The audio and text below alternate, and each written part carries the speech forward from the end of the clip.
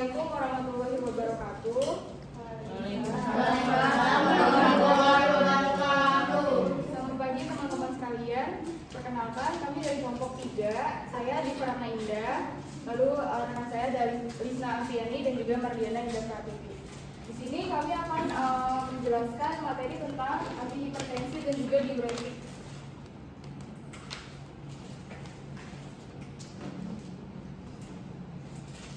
Oke, di sini ada definisi hipertensi. Hipertensi adalah kondisi tekanan darah yang terus-menerus melebihi batas normal akibat ketegangan otot polos arteriol yang menyebabkan penyempitan pembuluh darah. Akibatnya, aliran darah terhambat dan tekanan meningkat. Penyebab pastinya sering tidak diketahui dan kondisi ini dialami oleh sekitar 30% orang dewasa. Di sini ada klasifikasi tekanan darah. Kalau normalnya itu yang sistolik itu dia di bawah 120 dan diastoliknya di bawah 80. Kalau udah masuk ke yang klasifikasi tinggi, dia sistoliknya itu 120 hingga 129. Kemudian diastoliknya itu di bawah 80. Yang sistolik 130 sampai 139, lalu diastoliknya 80 sampai 89 itu hipertensi stadium 1. Dan yang stadium 2 itu sistoliknya di atas 140 dan diastoliknya di atas 90. Pengobatan hipertensi itu dilakukan dengan cara farmakologi dan non farmakologi. Kalau yang farmakologinya itu dapat dilakukan dengan terapi obat-obatan, sedangkan non farmakologi dia dapat dilakukan dengan memperbaiki gaya hidup. Di sini ada mekanisme terjadinya tekanan darah tinggi. Jadi gambar ini itu menjelaskan bagaimana tekanan darah itu meningkat akibat aktivitas yang namanya RAAS atau renin angiotensin aldosteron. Jadi ketika tekanan darahnya itu turun di dalam arteri ginjal, maka aliran darah ke glomerulus itu berkurang. Glomerulus itu adalah jaringan kapiler kecil, dia sebagai filter utama untuk menyaring darah, terus membuang limbah dan juga cairan berlebih dalam tubuh. Kemudian penurunan tekanan darah akan terdeteksi oleh yang namanya ini makula densa dan juga sel juxtaglomerular. Nanti responnya itu dia akan si renin ini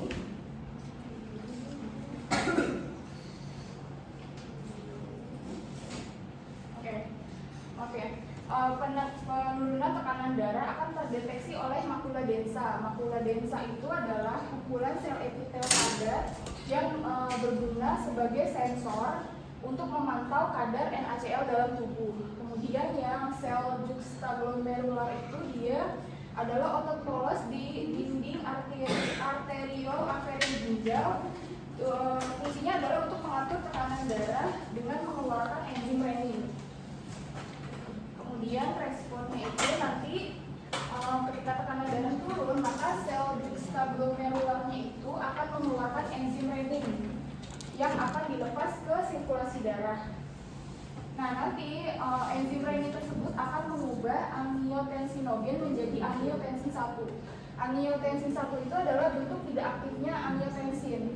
Kemudian angiotensin 1 nanti akan diubah menjadi angiotensin 2, yaitu bentuk aktifnya dengan enzim ACE. Enzim ACE itu angiotensin converting enzim. Kemudian setelah angiotensin 2-nya aktif, ada beberapa respon yang ditimbulkan oleh tubuh. Yang pertama di adrenal cortex. Dia itu nanti akan menstimulasi sekresi aldosteron yang nantinya akan meningkatkan absorpsi natrium sama air. Kalau misalnya natrium sama airnya itu direabsorpsi atau diserap oleh darah, maka nanti volume darahnya itu naik, volume darahnya itu meningkat. Kalau volume darah meningkat, maka resistensi perifer totalnya itu akan juga meningkat, yang nantinya akan meningkatkan tekanan darah. Kemudian Yang kedua, ini itu sistem saraf pusat. Nanti angiotensin 2 itu juga akan menstimulasi pelepasan vasopressin. Vasopressin itu adalah antidiuretik hormon atau ADH. Dia mengatur keseimbangan air dengan membatasi pembuangan cairan dalam bentuk urin di ginjal. Kemudian setelah pelepasan vasopressinnya itu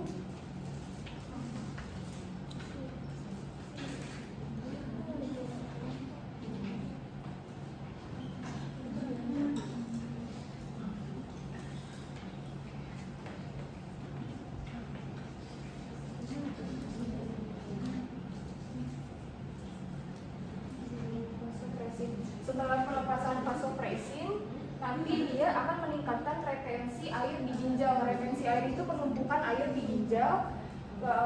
Kalau misalnya ada penumpukan air di ginjal, maka volume darah itu akan meningkat. Kalau volume darah meningkat, nanti dia juga akan meningkatkan resistensi perifer total dan juga meningkatkan darah tinggi akhirnya. Kemudian ada lagi respon aktivitas saraf simpatik yang menyebabkan pelepasan impuls saraf simpatis dari pusat saraf ke jaringan perifer, utamanya jantung dan pembuluh darah. Saat simpatisnya aktif, ujung saraf itu akan melepaskan norepinefrin dan yang kemudian berikatan dengan reseptor alfa 1 dan beta 1. Yang alfa 1 ini dia responnya ini, lalu yang beta 1 responnya yang ujung.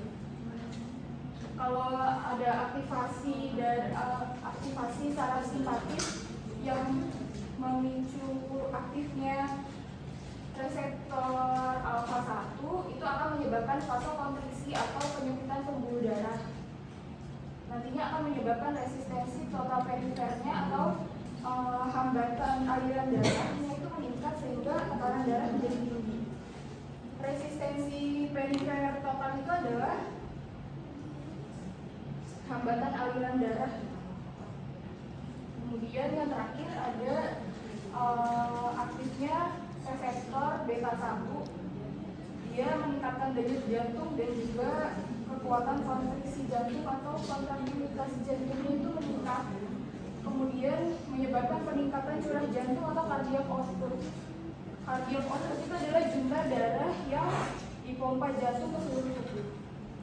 Kalau cardiac outputnya tinggi atau meningkat, maka tekanan darahnya juga akan tinggi.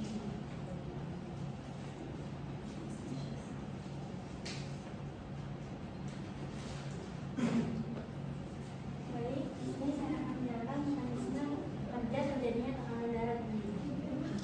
Mekanisme reseptor adalah bagaimana tubuh mengatur tekanan darah secara refleks. Melalui mekanisme ini untuk menjaga tekanan darah tetap stabil. Ketika tekanan darah turun, maka refleks reseptor ini akan mendapati sinyal bahwa tekanan darah sudah turun.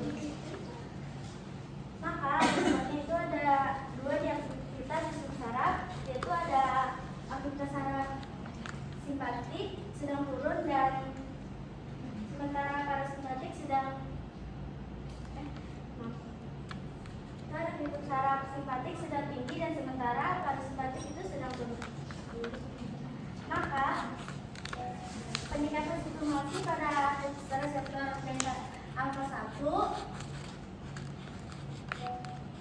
yang terdapat di otot polos dan pembuluh darah ini yang mengakibatkan resensi menyebabkan vasokonstriksi, penyempitan pembuluh darah, dan resensi ini ternyata meningkatkan tekanan darah juga ikutan meningkat. Sistem saraf simpatik juga bisa merangsang reseptor beta 1 ini. Beta 1 ini terdapat di otot jantung. Aktivitas ini menyebabkan peningkatan denyut jantung, lalu high heart dan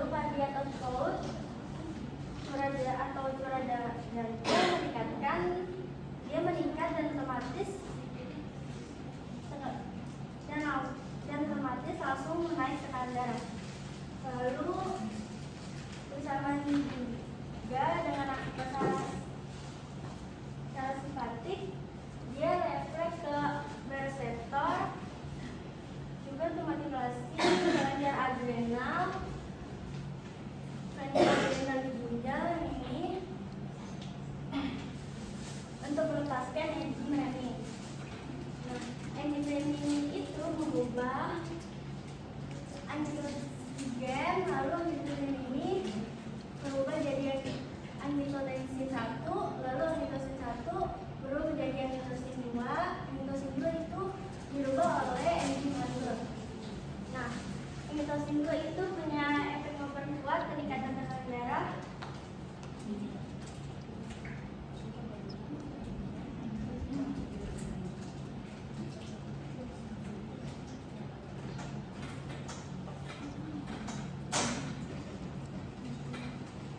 Peningkatan tekanan darah dapat menyebabkan vaskotosil langsung meningkatkan pembuluh darah dan tekanan darah juga ikut meningkat. Lalu juga dia dapat merangsang sekresi hormon aldosteron di kelenjar adrenal, dan aldosteron ini dia bekerja di ginjal.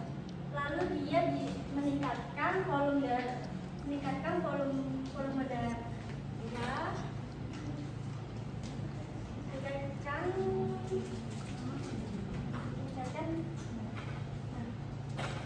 meningkatkan aldosteron ini dia meningkatkan retensi natrium dan air.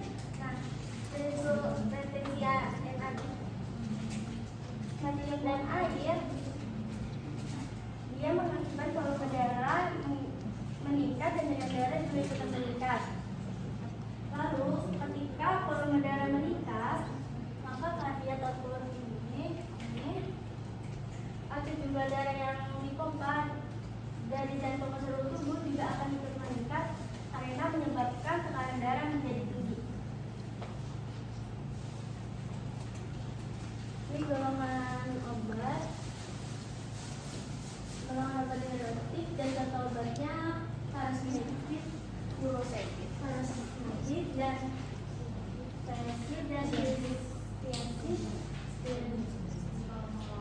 spironolactone, dan mekanismenya menurunkan volume darah dengan meningkatkan ekstraksi natrium dan air dan beta blocker, dan contoh obatnya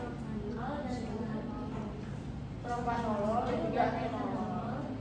Dia menghambat reseptor beta 1, menurunkan frekuensi dan aksesibilitas jantung. Terus ada ACE inhibitor, dia contoh obatnya captopril dan lenacapavir, dan mekanismenya untuk menghambat progresi angiotensin 1 dan 2. Jadi angiotensin. Lalu ada angiotensin reseptor blocker, dia contoh obatnya losartan dan valsartan. Terus dia keblok reseptor angiotensin 1, dan lalu mencegah efek vasokonstriksi.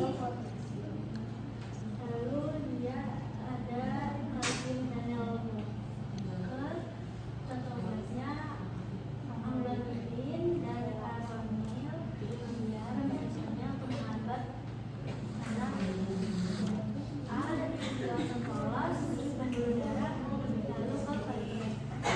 dilatasi. Terus ada alpha blocker, dia contoh obatnya prednisolone untuk menghambat reseptor alpha 1 dan prednisolone. Terus ada vasodilator langsung, contoh obatnya diabetes dan minoxidil, dia mekanismenya si untuk polos pembuluh darah. Ini contoh obatnya.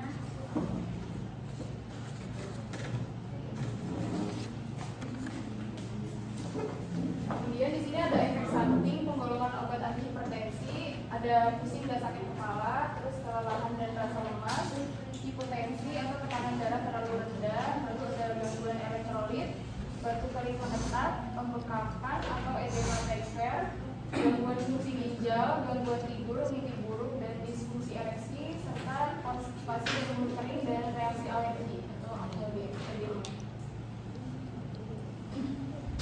Ini diuretik ialah obat yang dapat menambah kecepatan pembentukan urin. Fungsi utama diuretik adalah untuk memobilisasi cairan edema, yang berarti mengubah keseimbangan cairan sedemikian rupa sehingga volume cairan ekstrasel kembali menjadi normal. Di sini ada mekanisme kerja diuretik. Diuretik itu adalah obat antihipertensi yang digunakan untuk menurunkan tekanan darah dan dapat meningkatkan pengeluaran urin. Nah, ini ada contoh obatnya, ada 6. Yang pertama ada acetazolamid. Dia awalnya itu ada di tubulus contortus proximalis yang fungsinya untuk menyerap si natrium, klorida, serta karbonat ke dalam darah. Nah, obat acetazolamid ini dia bisa menghambat si enzim karbonat anhidrat ke dalam darah sehingga natrium bikarbonatnya itu reabsorpsinya terganggu. Akibatnya si natrium dan air ini tidak dapat diserap oleh darah dan dia tetap tetap tinggal di lumen tubulus. Nah, natrium yang tadi tertinggal di lumen tubulus ini dia dikeluarkan melalui urin. Yang kedua ada agen osmotik. Contoh obatnya itu dia manitol. Kenapa disebut osmotik? Dia ini karena dia menyerap air sehingga dia tuh menarik air ke dalam lumen tubulus dan mencegah reabsorpsi air yang menyebabkan air tertahan di lumen sehingga volume pada urinnya itu dia meningkat. Nah, yang ketiga ada agen loop atau loop diuretik. Contoh obatnya itu furosemid, ini dia berada di sini. Nah, dia ini fungsinya untuk menghambat penyerapan dari natrium, kalium, serta klorida sehingga ion-ion tersebut tidak bisa diserap, tidak bisa direabsorpsi kembali. Yang keempat ada tiazid. Contoh obatnya itu dia ada hidroklorotiazid. Dia itu obatnya itu dia menghambat reabsorpsi NaCl melalui penghambatan transporter NaCl. Kemudian sehingga si natrium dan airnya ini tidak dapat tetap berada di lumen tubulus. Kemudian akan dikeluarkan melalui urin. Biasanya si obat ini tuh untuk terapi antihipertensi. Biasanya obat ini tuh untuk terapi obat antihipertensi jangka panjang karena dia dapat menurunkan cairan yang ada di dalam tubuh melalui urin sehingga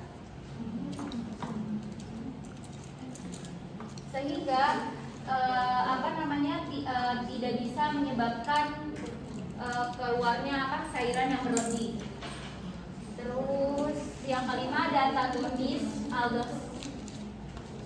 aldosteron. Dia fungsinya contoh obatnya itu dia ada di spironolactone. Dia ini buat menghambat efek hormon dari si aldosteron. Nah, aldosteronnya ini dia bisa meningkatkan si natrium, dia bisa meningkatkan reabsorpsi dari natrium dan klorida, ekskresi kalium, maaf. Kalau misalnya efek aldosteron ini dihambat, maka natrium yang berada di sana tetap berada di lumen dan tidak bisa diserap ke dalam darah sehingga si natriumnya ini akan menyerap air dan sementara si kaliumnya ini akan ditahan sementara, akan dipertahankan. Yang keenam ada antagonis ADH, yaitu contoh obatnya ada tolvaptan. Dia itu untuk, ini dia ada di sini, dia ini untuk menghambat aksi hormon anti diuretik di ductus colligens. Dia normalnya itu bisa membuat dinding ductusnya itu lebih permeabel terhadap air. Jadi kalau misalnya si mekanismenya itu dihambat, maka si air ini nggak bisa diabsorpsi kembali sehingga si urinnya ini sehingga si volume urinnya ini akan meningkat. Intinya si natriumnya ini dia itu sifatnya untuk mengikat air. Kalau misal kadar natrium di dalam darahnya itu meningkat, maka tubuh tuh akan secara otomatis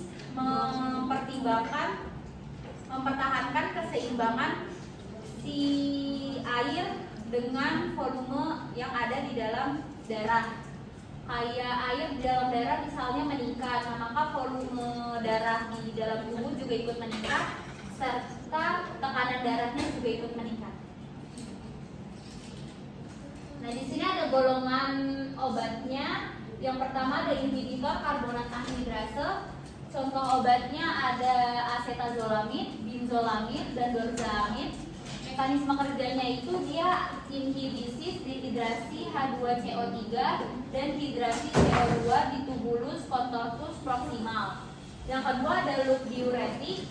Dia contoh obatnya ada furosemid, bumetanid, torsemid, dan asam etakrinat. Mekanisme kerjanya itu dia menghambat pengangkut Na, kalium, dan 2 klorida di parasasendes ansahemus. Yang ketiga ada tiazida. Contoh obatnya itu ada hidroklorotiazid, metolazon, fluorotiazid, dan fluortalidon. Mekanismenya itu dia inhibisi pengangkutan Na dan Cl di tubulus contortus distal. Yang keempat ada diuretik hemat, kalium. Contoh obatnya itu amilorid, spironolakton, eplenon, dan triamkin. Mekanisme kerjanya itu antagonis farmakologis aldosteron di tubulus colingens, antagonis lemah reseptor androgen, menghambat saluran natrium di epitel tubulus colingens. Yang kelima ada diuretik osmotik, contoh obatnya mannitol. Mekanisme kerjanya itu dia efek osmotik fisik pada distribusi air jaringan karena tertahan kompartemen vaskular. Yang terakhir ada antagonis vasopresin atau ADH. Contoh obatnya itu dia podifaktan dan tonfaktan. Mekanisme kerjanya itu dia antagonis reseptor ADH-D V1 dan V2 dan antagonis selektif reseptor V2 ADH. Ini contoh obat diuretik.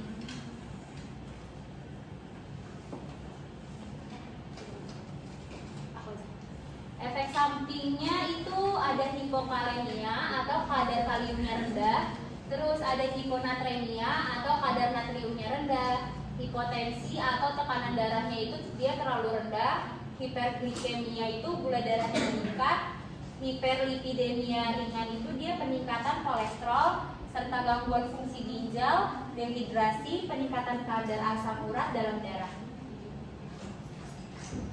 Jadi di sini ada kesimpulannya. Jadi hipertensi adalah peningkatan tekanan darah akibat penyempitan pembuluh darah dan meningkatnya resistensi perifer. Pengobatannya dapat dilakukan dengan obat antihipertensi dan juga diuretik.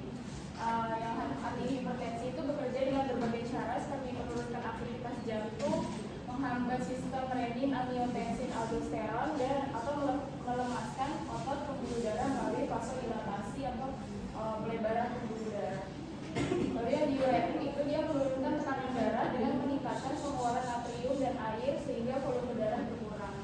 Kedua golongan obat ini saling melengkapi dalam menjaga kestabilan tekanan darah dan mencegah komplikasi kardiovaskular. Ini referensi yang digunakan.